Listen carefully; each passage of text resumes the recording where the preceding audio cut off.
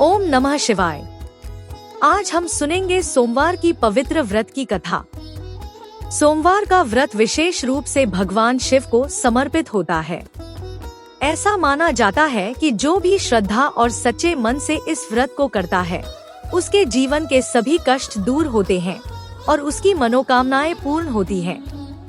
अब आइए श्रद्धा और भक्ति के साथ शिव व्रत कथा का श्रवण करें। बहुत समय पहले एक समृद्ध नगर में एक साहूकार रहता था। उसके पास धन, सोना चांदी, बड़ा घर और नौकर चाकर सब कुछ था, लेकिन उसके जीवन में एक गहरी कमी थी। उसके कोई संतान नहीं थी।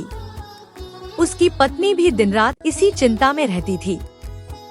दोनों पति पत्नी भगवान शिव के परम भक्त थे। हर सोमवार वे व्रत रखते, मंदिर जाकर शिवलिंग पर जल चढ़ाते और हाथ जोड़कर प्रार्थना करते, हे महादेव, हमें संतान का सुख दीजिए। उनकी यह भक्ति वर्षों तक चलती रही। उनके मन में कभी संदेह नहीं आया, बस विश्वास ही था। एक दिन कैलाश पर्वत पर विराजमान भगवान शिव माता पार्वती पृथ्वी के भक्तों को देख रहे थे। माता पार्वती ने उस साहूकार और उसकी पत्नी को देखा। उनकी आंखों में करुणा भर आई। उन्होंने कहा, प्रभु, यह दंपति कितनी श्रद्धा से आपकी भक्ति करता है। इनके जीवन में सब कुछ है, लेकिन संतान का सुख नहीं। क्या आप इन पर कृपा नहीं करेंगे? भगवान शिव शांत स्वर में बोले, देवी, मैं इनकी भक्ति से प्रसन्न हूँ। इन्हें पुत्र तो मिलेगा, लेकिन उसकी आयु केवल 12 वर्ष होगी। माता पार्वती थोड़ी चिंतित हो गई। प्रभु, यह तो बहुत कम आयु है। क्या इनकी भक्ति का फल इतना छोटा होगा?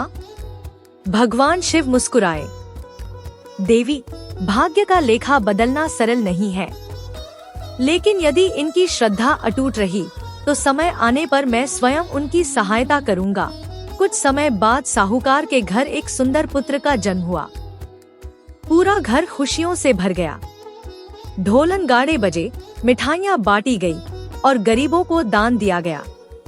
माता पिता अपने पुत्र को देखकर बेहद प्रसन्न थे, लेकिन कहीं न कहीं उनके मन में वह 12 वर्ष वाली बात छिपी हुई थी। बालक बड़ा होने लगा। वह बहुत बुद्धिमान, विनम्र और सुंदर था। सब उसे बहुत प्यार करते थे। जब बालक 11 वर्ष का हुआ तो साहूकार ने सोचा, इसे काशी भेजना चाहिए ताकि यह विद्वान बने। साहूकार ने पुत्र को उसके मामा के साथ भेज दिया। दोनों यात्रा पर निकल पड़े। रास्ते में वे एक भव्य नगर पहुँचे, जहाँ एक राजकुमारी का विवाह हो रहा था। पूरा महल रोशनी से जगमगा रहा था। राजा बहुत परेशान था, क्योंकि असली दूल्हा एक आंख से अंधा था। उसे डर था कि यह बात सामने आ गई तो अपमान होगा। तभी उसकी नजर उस सुंदर बालक पर पड़ी। उसने मामा से कहा, कुछ समय के लिए इसे दूल्हा बना दो, मैं तुम्हें धन दूंगा। मामा ने मजबूरी में हाँ कर दी। बालक को दूल्हे के वस्त्र पहनाए गए और वह मंडप में बैठ गया। विवाह की सभी रस्में पूरी हो गई। राजकुमारी ने उसे अपना पति मान लिया। विदाई के समय बालक का मन विचलित हो गया। उसने सोचा, मैं किसी को धोखा नहीं दे सकता। वह राजकुमारी के पास गया और बोला, राजकुमारी, मैं असली दूल्हा नहीं हूँ। मुझे केवल कुछ समय के लिए यहाँ बैठाया गया था। राजकुमारी पहले तो चौंकी, लेकिन फिर उसकी आंखों में आंसू आ गए। उसने कहा, तुमने सच बोलकर मुझे सम्मान दिया है। मैं तुम्हारे इस वचन को याद रखूंगी। बालक ने धीरे से कहा, अगर भगवान ने चाहा तो मैं एक दिन लौट कर आऊंगा। काशी पहुंचकर बालक ने पढ़ाई शुरू की। वह बहुत तेज था, लेकिन समय तेजी से बीत रहा था। एक दिन उसने मामा से कहा, मुझे लगता है मेरा समय पूरा हो गया है। मामा की आंखों से आंसू बहने लगे। कुछ ही समय बाद बालक ने प्राण त्याग दिए। कैलाश पर यह दृश्य देखकर माता पार्वती भावुक हो गई। प्रभु, आपने कहा था कि आप इनकी रक्षा करेंगे। अब इनके माता पिता और वह राजकुमारी सब दुखी हो जाएंगे। भगवान शिव गंभीर हो गए। देवी, यही समय है अपनी कृपा दिखाने का। भगवान शिव और माता पार्वती वहां प्रकट हुए।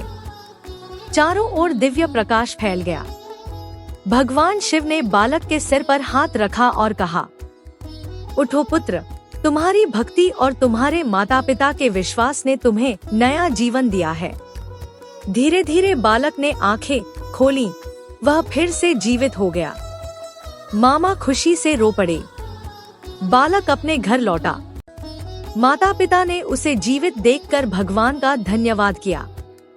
कुछ समय बाद वही राजकुमारी भी उसे खोजते हुए वहां पहुंची। इस बार पूरे विधि विधान से उनका विवाह हुआ।